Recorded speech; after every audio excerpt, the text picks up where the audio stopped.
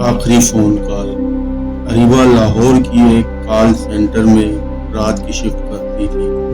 وہ نہایت ذمہ دار اور حسمت لڑکی۔ اس کی زندگی معمول کے مطابق چل رہی تھی جب تک ایک عجیب واقعہ پیش آیا۔ واقعہ شروع ہوتا ہے ایک رات تقریباً 2 بجے کے قریب، جب دفتر میں صرف اریبہ موجود۔ ایک کال ہے۔ فون کی اسکرین پر کوئی نمبر نہیں، بس ان نون لکھا ہے۔ جیسے ہی اریبہ نے فون اٹھایا، ایک سرد سی سرگوشی سنی۔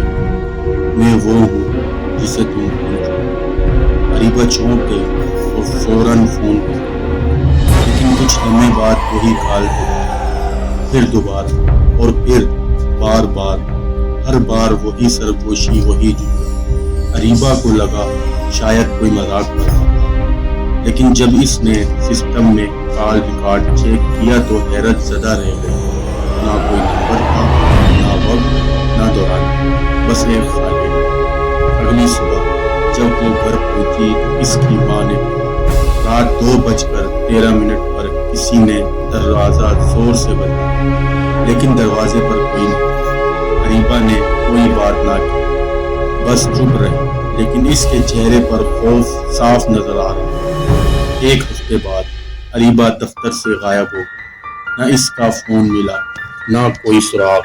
جب پولیس نے اس کا موبائل ڈیٹا نکالا تو رات 2:13 پر ہونے والی وہ کال آخری کال تھی۔